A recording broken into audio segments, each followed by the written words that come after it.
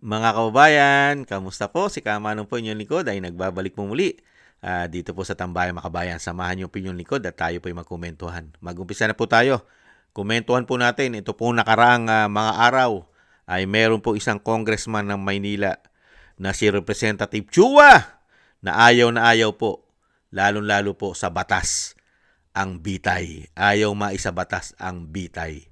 Pero meron naman po isang sikat na aktor na pabor naman po sa batas na bitay. Katulad po ni Kamanong, dapat po may batas lalong-lalo po sa mga politiko. Sa mga politiko. Dahil wala na pong takot ang mga politiko ngayong magnakaw. Hindi po ba? Pero, pagdating po sa isang congressman, ay napakalupit daw po. Pero ang magnakaw po sa kanila, lalong-lalo sa mga politiko, ay hindi malupit. Ito po ang sagot at komento ng isang congressman ng Maynila. Ito po mga kababayan, basahin po natin. Yan po si Congressman Chua ng Maynila. Mga kababayan, kasama po siya sa Cabral Files. Number 37 po siya, si Joel Chua. Ano po yung number 37 sa Cabral Files? Massive corruption. Meron po siya natanggap na 3.8 billion 2025 Cabral Files. Si Chua, ayon po yan sa Cabral Files. Yan po pinaputok ni Congressman Libiste. At kasama rin po si Joel Chua sa Maleta Deliver, mga tambay. Doon po sa sinabi po ng mga ex-marine ay number 11 po siya. Pang number 11 sa Maleta Delivery. Pero pagdating naman po sa issue ng bitay, ito naman po ang sabi ni Congressman Chua. Representative Chua, sinabing malupit at hindi makatao ang parusang bitay para sa mga kurakot sa gobyerno. Bakit ka matatakot kung hindi ka naman kurakot, mga kababayan? At sinasabi mo na malupit, hindi po ba mas malupit ang ginagawang pagnanakaw? Bilyon-bilyon, mga kababayan, bilyon-bilyon. Malupit? Di po ba mas malupit ang pagnanakaw? Kahit nga ang Panginoon nagpaparusa. Hindi ba? Nagpaparusa sa mga masasama. Samantalang sa Pilipinas, ang masasamang tao, mga politiko, ay hindi pwedeng parusahan ng mabigat na parusa. Nagnanakaw taon-taon sa budget. Buwis ng taong bayan. Okay lang. Hindi dapat parusahan ng mabigat. Unbelievable. Pakinggan po natin na aktor, mga kabayan, kung ano po ang kanyang saloobin dito po sa issue ng bitay. Pakinggan po natin si Coco Martin, mga kababayan.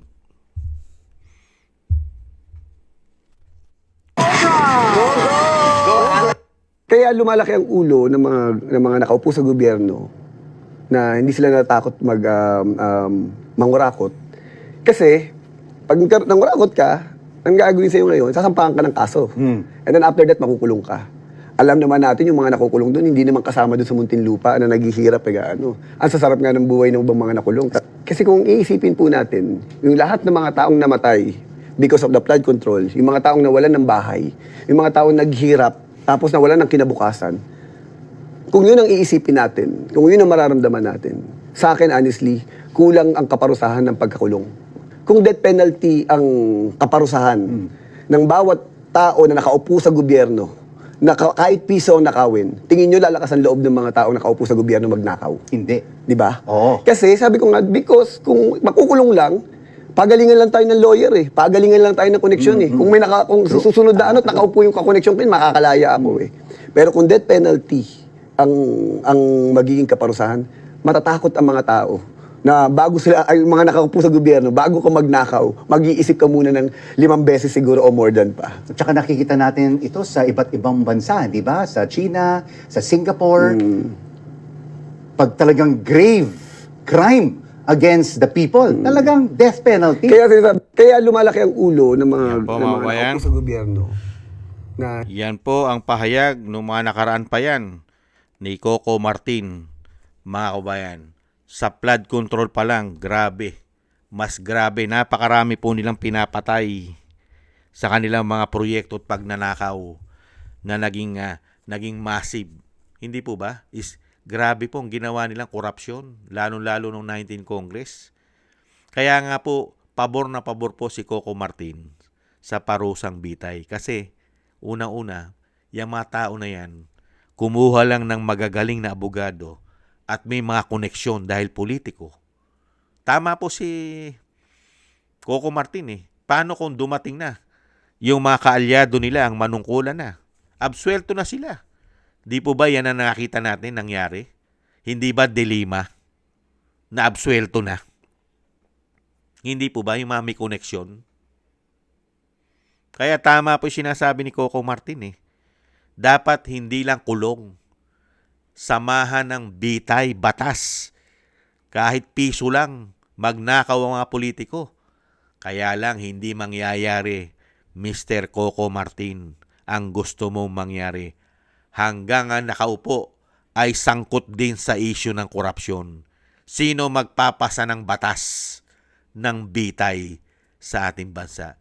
Kung majority ng House of Representatives at kasama mismo sa issue ng korupsyon si Joel Chua, ipapasa ba nila yan?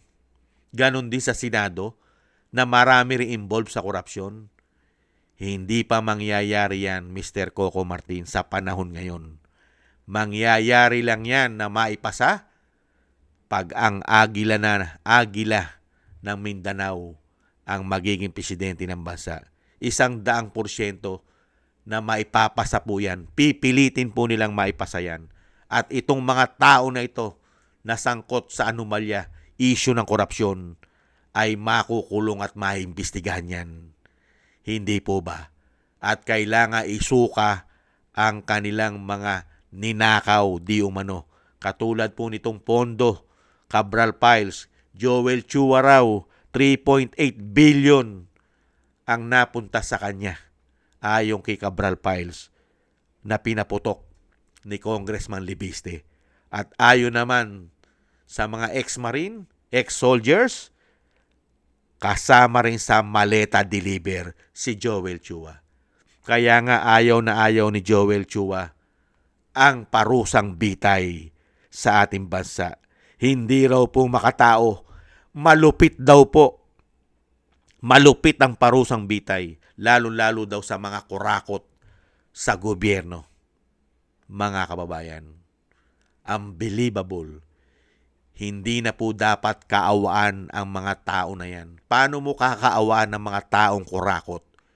Pinapatay niya taong bayan. Pinarurusahan nila taong bayan. Unti-unti pa nilang pinapatay ang taong bayan. Samantalang sila, sagana.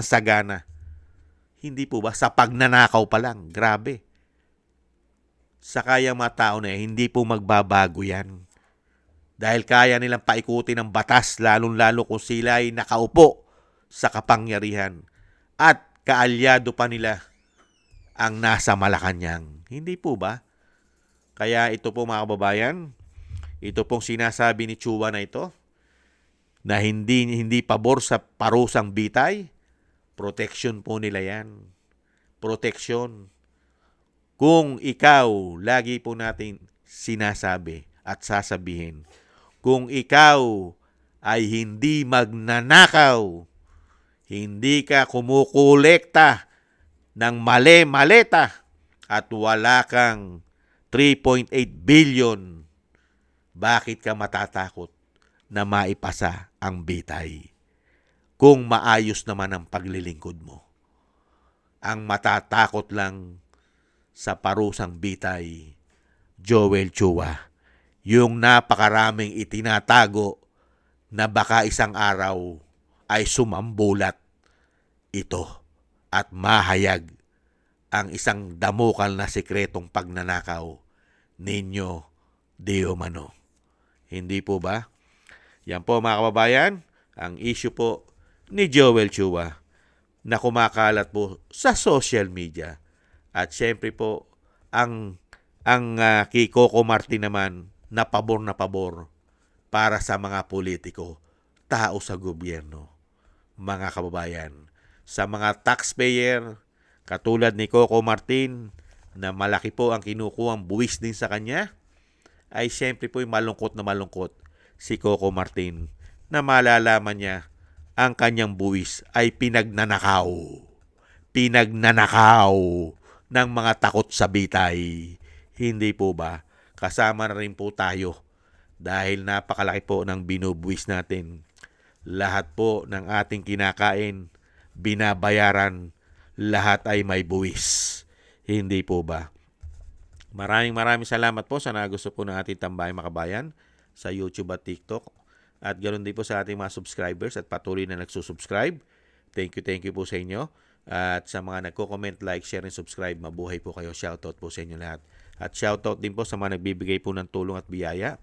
Shoutout po kay Tatay Nick ng Canada, Gay at Chena, Balance Vision TV, Mila Yi, Jesus Valdepena, Kingston ng Hong Kong, Eric Hersio ng Canada, Jake Yahut ng California, USA, Gina Ray ng Berlin, Germany, Julieta Silona ng Sydney, Australia, Baby Roman at Ate Isa ng Cagayan, si Jem Aris ng United Arab Emirates, Ani Jo, ako si Pilam. Thank you po sa inyo mga kabayan. Ingat po kayo, lalo po sa inyo po mga paggawa. At shoutout po sa inyo lahat. At God bless po sa inyong lahat mga kababayan. At tiis lang po muna tayo. Muli po, bye-bye.